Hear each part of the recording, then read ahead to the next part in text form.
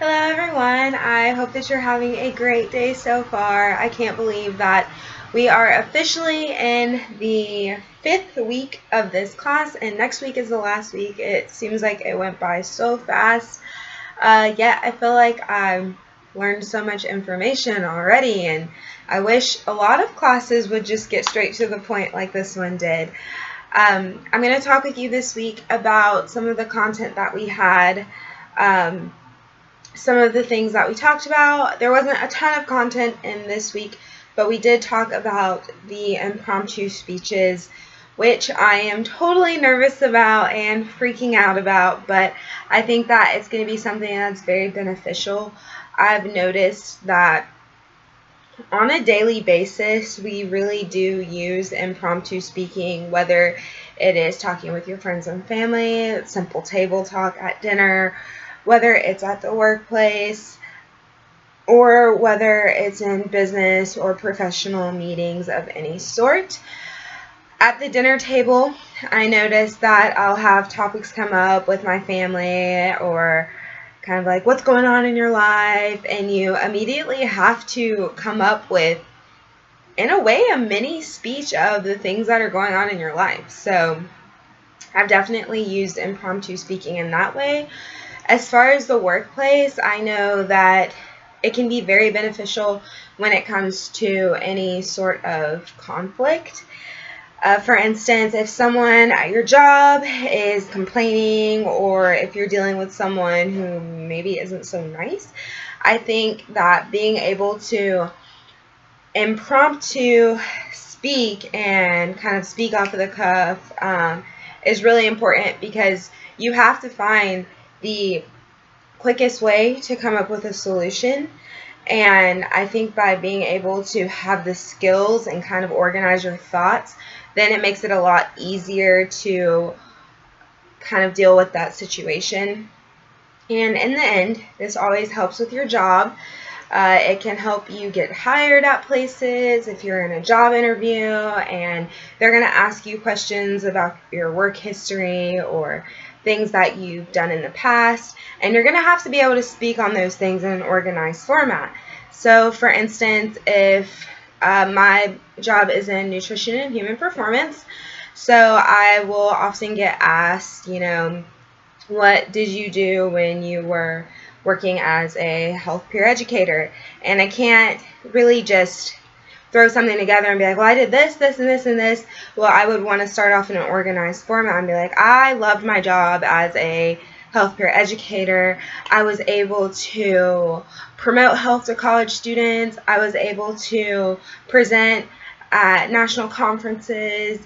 And then let me tell you about some of the information I got to share. And then let me tell you about some of the speaking conferences that I did and the people that I got to meet. That way that it's really organized and you're not jumping from place to place to place trying to figure out what to talk about. And I think people who are sitting on the other side of job interviews really find that that makes you confident, that makes you seem a lot more credible to them, and it also makes it seem as you just know what you're talking about and you love what you're doing. So I think it's very helpful in the workplace, and it's very helpful as well with family. This week I also wrote my persuasive speech evaluation, and I found that the persuasive speech was definitely one of my better speeches. I feel like I have grown a lot from the beginning of the class all the way until now. I have had a lot of experience with public speaking just through my jobs and speaking at conferences, but I didn't realize there were so many things that I really could work on and improve upon. And I think by having the ability to critique myself and see some of the things that I do on video, as well as having the critiques from Mr. Robertson, have been really helpful in helping me to find things that I can work on in order to make me the best public speaker that I can be. I really found the things that I struggle with are, one, I speak very fast.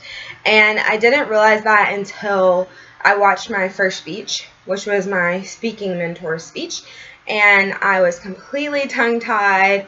I was kind of gasping for breath. I was like, and next. So in my second informative speech, I really found myself slowing down.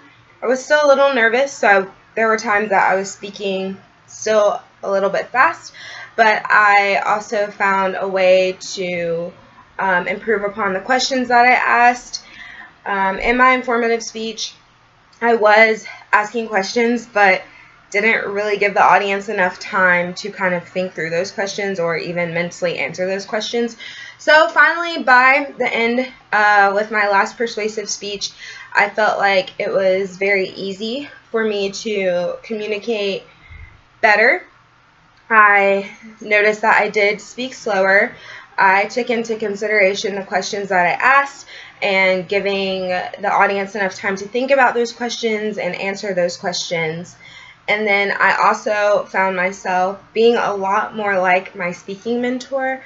I added movement into the room. Movement is something that's very difficult for me because I found that the room was very tiny, kind of, for us to speak on. But it was also a way to challenge me to kind of add movement without it becoming distracting. It is my speaking style to move. It's a way for me to get my nerves out. If I'm standing there, I will be fidgety and rocking all over the place. So moving around was something that was really important to me, and the room that we were in really challenged me with that, and I'm really glad that in the end I was able to find a way to make that work out for me. The last thing that I wanted to kind of talk about with this week's content was actually presenting the impromptu speech next week. I did watch Mr. Robertson's video about discovering the things that we're comfortable talking about and just being able to add that to our topics that we pick. So you guys better pick some really easy topics. I'm just kidding. Or just something that makes sense. I did go through the generator and kind of looked at some of the topics, and I found that the format that he gives us is very helpful. So figuring out those 10 things that you're able to talk about and finding those areas that you really know your strength is in and being able to relate it is very helpful. I know that I practiced a few times just kind of figuring out what would be the best way for me to write everything down while I'm preparing for those 3 minutes. It's something that is very challenging, and I've never really had to push myself in this way in public speaking, so I think that it's going to be very helpful. I am nervous because my biggest fear is getting up there and blanking out, but also at the end of the day, I feel like we all have been given the tools and assets to help us be ready for this, and I think that we're all going to do an amazing job when it's our time to actually speak. I think it's one of those things where you really do have to implement those speaking anxiety strategies. I know that at least for me, I really, with this, have to visualize myself completing it successfully, because right now, thinking on it, I'm like, I'm just going to blank out. Or I'm going to stand there and everyone's going to stare at me and I'm going to have nothing. But also, I feel like by visualizing myself completing it, I feel really good about it. I feel a lot more confident about it, and I feel like I can really do this and do a great job. That's a little bit about the content this week that we had. Again, there wasn't much, but definitely something to still learn a lot from and take from. Overall, this class has been so fast. I seriously cannot believe that next week I'm giving my impromptu speech and then this class is just over. But I really feel like I've taken away a lot from this class, a lot more than I've taken away from a lot of classes. I feel like this class is something that I can add to my future, and it's going to be things that I use in my everyday life, dealing with stressors, dealing with conflict, dealing with work. I really believe that your speaking skills have everything to do with how successfully you can handle situations how successful you can be in your workplace and how successful you can be in your home life. And I'm very thankful that I had the opportunity to meet all of you, and I hope to see you all around in the future. Thanks.